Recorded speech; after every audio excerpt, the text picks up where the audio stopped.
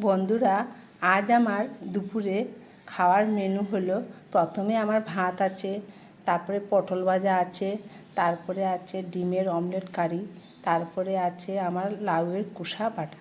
তাই দিয়ে আমার দুপুরের খাওয়া হবে আজ।